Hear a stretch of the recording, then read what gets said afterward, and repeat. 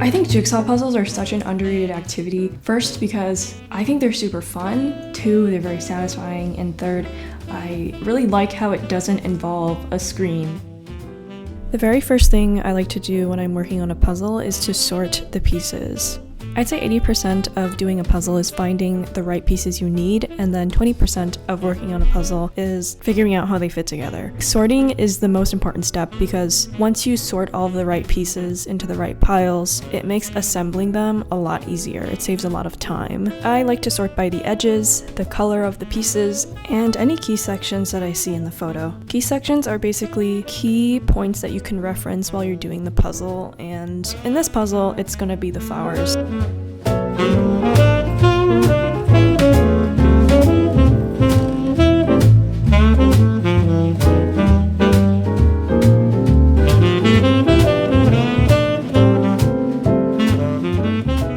Not to get too deep, but I feel like puzzles can bring out people's true colors. Let me explain. One time I did a puzzle with an ex, and he would constantly hog the picture. He would block me from working on sections that I wanted to work on because he wanted to do them for himself. It was overall just not a good situation, and I was very frustrated the entire time I worked on the puzzle with this person.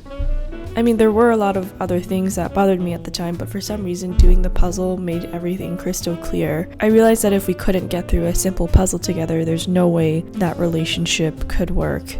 So I left. All I'm saying is that Johnny Depp should have done a jigsaw puzzle with Amber Heard before he married her.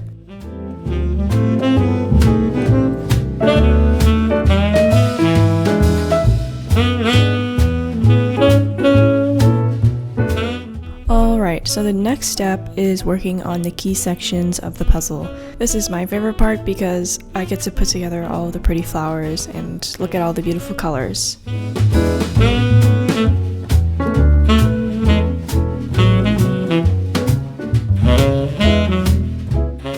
My general rule of thumb when it comes to finding the right puzzle to do is looking at the difficulty level.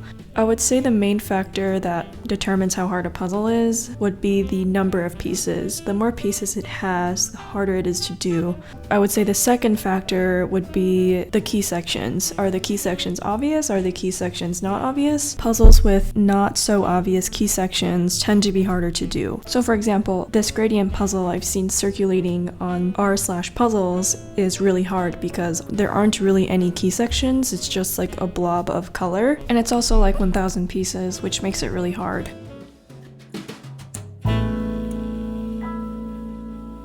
Some people do the edges first. For this particular puzzle, where all the edges kind of look the damn same, I kind of dreaded doing them, so I put them off for later. I think edges are important because they set the boundaries for where all the pieces will go.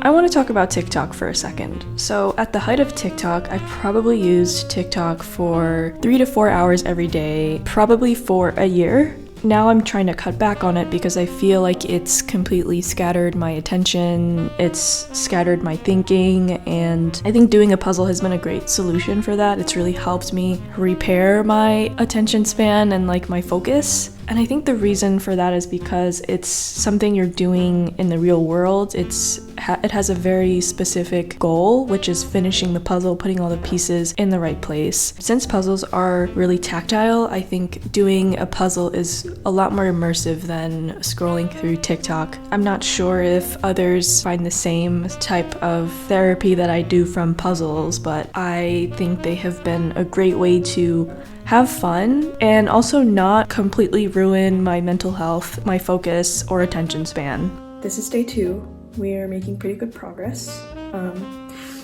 The first day that I worked on this, I was pretty out of it, kind of sleepy, so I didn't work as fast as I thought I would have, and now I'm on fire.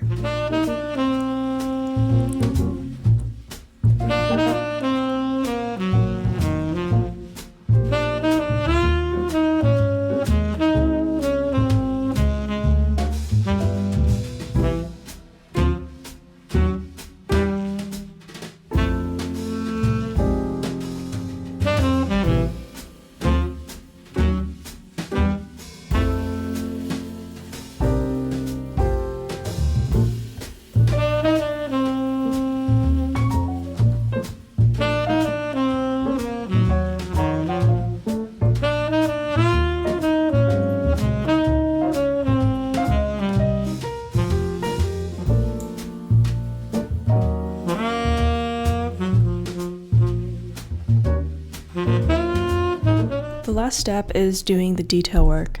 I think this is the most difficult part of the puzzle for me. I usually save this part for last because I think it's easier to fill in the gaps once all the key sections of the puzzle are laid out. Right now there's like a fuck ton of stems left. This is super tedious because all of the stems kind of look the same. This is a step where I tend to use the picture more, simply because the details are a little harder to spot without the picture.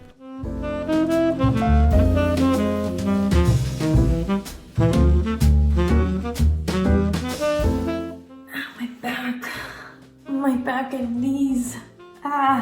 If you guys are gonna do a puzzle, I don't recommend doing it on the floor because it's not good for your knees or your back. But I don't have a choice because I don't know where else to do this. I'm a little overwhelmed by all these stem pieces. There's a lot of them, but I'll figure it out.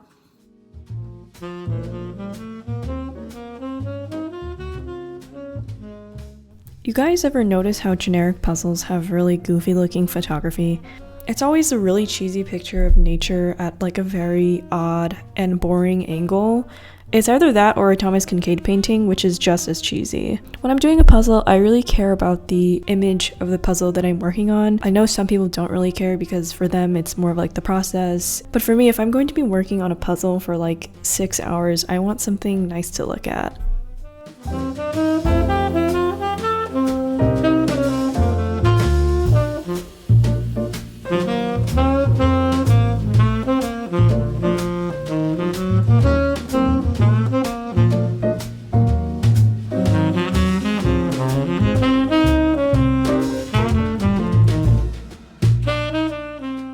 The other thing I wanted to talk about was the number one mistake I see people making when they're doing a puzzle. The number one mistake I think is when people fixate on finding a particular piece. In the past, when I would obsess over finding a specific puzzle piece, I feel like I get worn out a lot quicker and I lose my patience a lot sooner. I think the best way to go about this is to move on and come back to the piece later. A lot of times I'll run into the puzzle piece as I'm working through the puzzle. I think this strategy saves a lot of time because you're not spending that time hunting down that one piece. My mentality is, why spend time trying to search for this one piece when I know I'm going to run into it later spontaneously?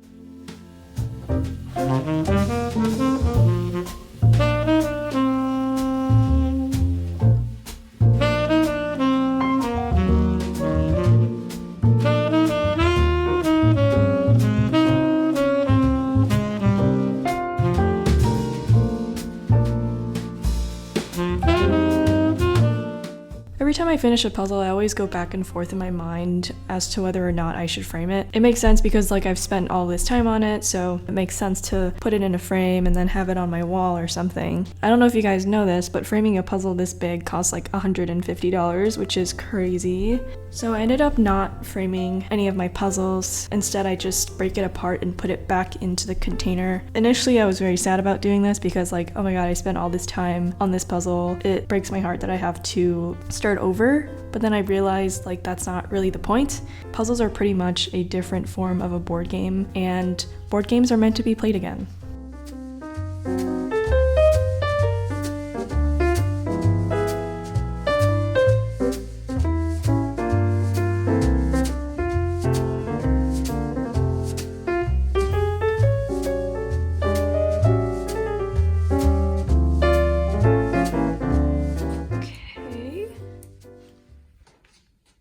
I'm missing a piece. Oh my god. What? Stop it! Oh my god! I don't know where this is. False alarm. This white piece was just hiding on top of the puzzle and I found it. That was really scary. But okay, final piece. Here we go. Wow. Amazing. So good. Finally. Thank you for making it to the end of this video. I had so much fun making it, and I'll see you in the next one. Bye!